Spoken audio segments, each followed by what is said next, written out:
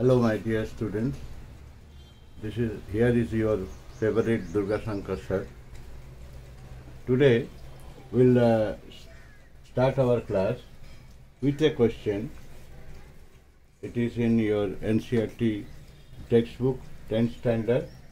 The question is, describe the double circulation in human being and why is it necessary? Now let us discuss what do you mean by double circulation. Double circulation means we have our heart almost this side here. Now from heart blood sometimes go to lungs, and from lungs is come to heart, and from body blood go to heart, and from heart it come to body. So the circulation of blood, the same amount of blood is being circulated double time, not a single time, double time. Heart to lungs, lungs to heart, body to heart, heart to body. That's why this circulation is called double circulation. This is not taking place in all type of animals. Only human being on some other animal is this double circulation taking place. And why it is necessary, that we will come to know after the end of the discussion. So let us start the discussion. We can draw the structure of heart, human heart, in this simplified form,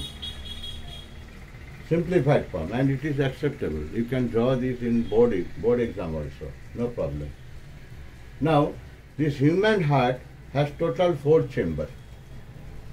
This is, don't consider this is left side and this is right side. This is left hand side, this is right hand side. But you consider when you are looking, standing like this, this is your right side and this is your left side. So this heart also, we will discuss the heart in this order. So this is called right and this is the left side of the heart. And the right and left side, there is a separating wall. The separating wall is called septum, dividing wall. The left side and right side has a separation, so that impure blood and pure blood, they remain separated. This is the requirement, why the double circulation required. Slowly we will come to the answer why it is necessary. Now the right side has upper and lower part. Left side also has upper part and lower part of the heart. Now upper part is called atrium and lower part is called ventricle. A-T-R-I-U-M, atrium. So be careful with the spelling. And ventricle, V-E-N-T-R-I-C-L, ventricle. Now right atrium, right ventricle, left atrium, left ventricle. And the separating wall is septum, dividing wall. Now between the right atrium and right ventricle there is a valve. This valve is called bicuspid valve. And between the left atrium and left ventricle there is another valve called tricuspid valve. So here we have valve, and here also we have valve. What is the function of valve? The function of valve is like this. Suppose there is a pipe, something is coming from the up to down, and there is a valve like this. Valve can open one side. When the pressure is created from up, the valve is opening and it is allowing the liquid to go down. But when the same pressure is created from down, the valve will close and thus stop the flow from down to up. Here also the same thing. This valve, when the pressure is created by atrium, the blood can enter the ventricle, but when pressure is created by ventricle, the valve will get closed and the blood cannot flow back to the atrium. The two valves, they are doing the same thing. They are stopping the flow back from ventricle to atrium. Is it clear, beta? Only allowing the flow of blood from atrium to ventricle. This is the function of valve. Now, let us start the discussion, the circulation, how the circulation takes place. Now, first circulation takes place from the atrium. The blood reach to right atrium by superior vena cava and inferior vena cava. Inferior vena cava, superior vena cava. Vena cava means the biggest vein. Whatever the vehicles, whatever the tube, okay, the carrying the blood to the heart called vein. Carrying the tubes and the tubes which are carrying blood to the heart called vein, and the tubes which are carrying blood from heart to other part of the body is called artery. Understood? So, like here, blood is coming out of the heart and going to lungs. Lungs is called pulmonary. So this is called pulmonary artery. This is not pure blood. Still it is called artery because the blood is coming out from heart and going to other part of the body. And here, when the pure blood is going out of the heart and going to other part of the body, it's called aorta. That is the biggest artery. Biggest artery called aorta and biggest artery called vena cava.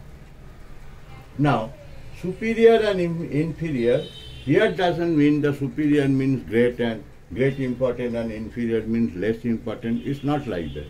Here meaning is different thing. This is the position of the heart. Now upper part of the heart. This is the position of heart. At upper part of the body is from there. Whichever the blood is coming is superior, and from heart, the lower part of the body, from this portion, whichever the blood is coming is inferior. Now, from superior vena cava and inferior vena cava, the blood is coming to the right atrium and blood containing a gas, mainly carbon dioxide. Okay. Now, this carbon dioxide gas, when is filled up, carbon dioxide gas carrying blood, when it is filled up, the right atrium give a pressure and the blood reach to the right ventricle. And when right ventricle squeeze up, give a pressure, the blood enter in the pulmonary artery and it goes out of the heart, carrying carbon dioxide rich blood. Now carbon dioxide rich blood go to pulmonary, means go to lungs. And in that place, the exchange of carbon dioxide and oxygen take place. Now blood become rich of oxygen. Now this oxygenated or rich of oxygen blood through pulmonary vein. I told you here, whatever the blood comes, the tubes which are carrying the blood towards heart is called vein. So this vein is carrying blood, oxygenated blood. It is oxygen-rich blood. Now it is oxygen-rich blood. When the left atrium is filled with oxygen-rich blood, it squeezes and gives a pressure, this valve opens and the blood enters the left ventricle. And when left ventricle filled up with the oxygenated blood, it squeezes and gives a pressure, blood enters the aorta and it goes out of the heart and go to the other part of the body. So this is how blood circulated and the blood, impure blood become purified, and that purified blood is again going to the different part of the body. So here you can see the first from body, from other part of the body come to the heart, and from after purification from the heart it is going to the other part of the body. But here from right ventricle